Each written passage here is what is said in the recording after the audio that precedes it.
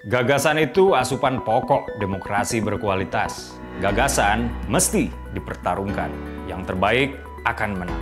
Semakin banyak politik gagasan mengisi panggung, politik identitas tak punya tempat bernaung. Simak Gagasan UKI. Assalamualaikum warahmatullahi wabarakatuh. Teman-teman, baru aja kita saksikan hiruk-pikuk pencapresan Anies Baswedan oleh Partai Nasdem. Tentu adalah hak Partai Nasdem untuk mencapreskan seseorang dan hak Anies Baswedan untuk dicapreskan oleh partai manapun, termasuk oleh Partai Nasdem. Nah, berhubung Anies Baswedan sudah dicapreskan adalah penting bagi publik untuk melihat ke belakang rekam jejak Anies Baswedan. Anies pernah disebut oleh Ketua PSI Giring Ganesa sebagai pembohong. Saya akan membuka 3 kebohongan dan bualan Anies Baswedan dan timnya selama menjabat sebagai Gubernur DKI. Pertama-tama, mari sepakat dulu tentang definisi berbohong. Menurut KBBI, definisi berbohong adalah menyatakan sesuatu yang tidak benar, berbuat bohong, berdusta. Sementara membual adalah omong kosong, cakap besar, dalam kurung kesombongan. Menggunakan definisi ini, yuk kita simak kebohongan dan bualan yang saya maksud tadi. Anies pada 2016 yang lalu saat debat kampanye soal rumah DP 0 telah berbohong tentang peruntukan rumah DP 0 yang katanya untuk rakyat miskin. Ayo kita simak bareng-bareng. Tahun kedua, tahun ketiga, teknik pembiayaannya akan muncul variasinya. Tapi yang berbeda adalah kita membicarakan tentang pembiayaannya. Suplai pembangunan rumahnya dari masyarakat, dari pemerintah, tapi aksesnya pada mereka yang miskin punya rumah. Tanggapan terakhir dari Pak Basuki. Saya jujur aja dari tadi nggak menemukan jawabannya. Ini terlalu retorika ya. Anies juga menambahkan, kasihan sekali rakyat begitu miskin. Sudah karena miskin tidak usah punya rumah, malah juga dibilang kalian miskin rumahnya sewa aja, jangan. Nah, itulah kata Anies Baswedan. Yuk kita lihat lagi apa itu definisi miskin. Rujukan yang umum dipakai untuk mendefinisikan miskin adalah BPS. Nah, menurut BPS ya, mereka yang miskin itu adalah mereka yang penghasilannya 536.000 atau lebih rendah ya pada 2017 yang lalu. Atau mereka yang berpenghasilannya 697.000 atau lebih rendah per bulan ya pada 2021.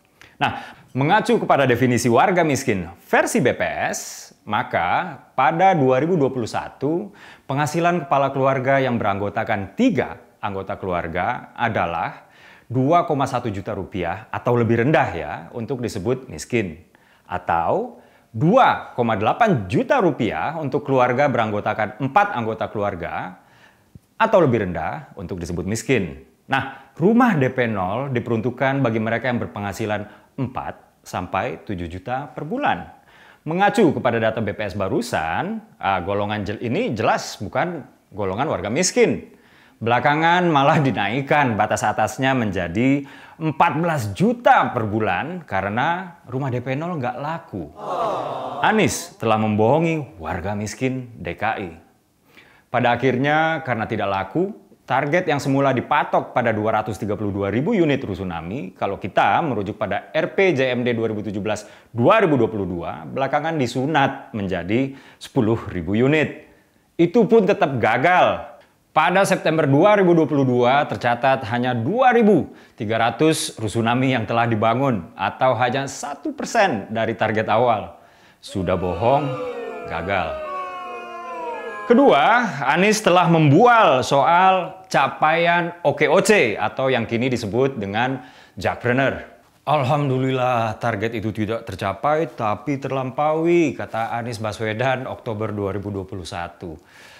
Program yang sekarang namanya diubah menjadi Pengembangan Kewirausahaan Terpadu atau Jackpreneur awalnya memiliki target yang dihitung berdasarkan jumlah wirausahawan yang melewati 7 langkah pasti sukses atau 7P, yaitu apa? Pendaftaran, pelatihan, pendampingan, perizinan, pemasaran, pelaporan keuangan atau pemodalan, yaitu sebanyak 361.000 orang. Nah, Anies pada Oktober 2021 ini klaim bahwa janji kampanye OKOC atau Jakpreneur sekarang telah ia tunaikan, bahkan terlampaui. Ternyata Anies mengubah definisi target dari jumlah wirausahawan cetakan Jakpreneur menjadi jumlah pendaftar Jakpreneur. Dari wirausahawan yang telah melewati 7 tahapan menjadi daftar aja dulu, yang penting daftar. Jumlahnya pun juga disunat. Dari 300 ribuan wirausahawan menjadi 200 ribuan wirausahawan. Nah, meski telah diklaim ya bahwa ada 280 sekian ribu pendaftar, data resmi mencatat baru 152 ribu atau 53% dari UMKM Jakpreneur yang diberikan izin usaha atau tahap 4 dari 7P tadi. Sementara realisasi ke akses permodalan atau tahapan terakhir dari 7P tadi lebih rendah lagi, hanya 5 ribuan atau kurang dari 2% pendaftar. Padahal salah satu permasalahan utama UMKM adalah akses kepada permodalan. Ini sih tipu-tipu namanya. Pemprov kok ngumpulin pendaftar.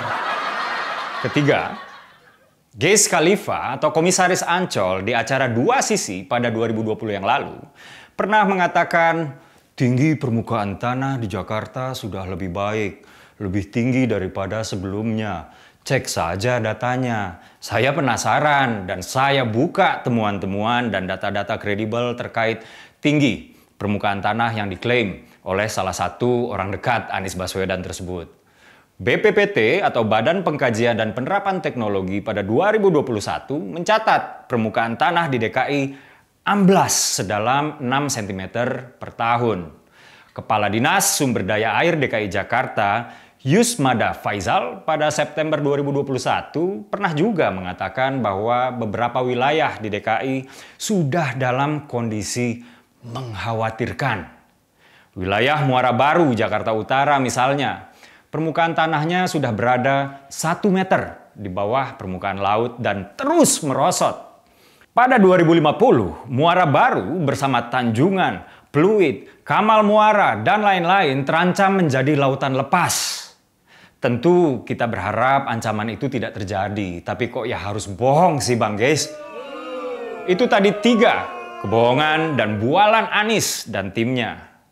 Buat apa berbohong dan membual? Nah, kalau menurut penalaran sederhana saya, ya, itu karena ada kombinasi 2 hal. Hal pertama adalah ambisi berkuasa lebih. Dan hal kedua adalah inkompetensi atau ketidakbecusan Anies dan tim dalam bekerja. Hal ini penting untuk disampaikan agar kebohongan, kegagalan dalam bekerja, dan manipulasi ini tidak di-upscale ke level nasional.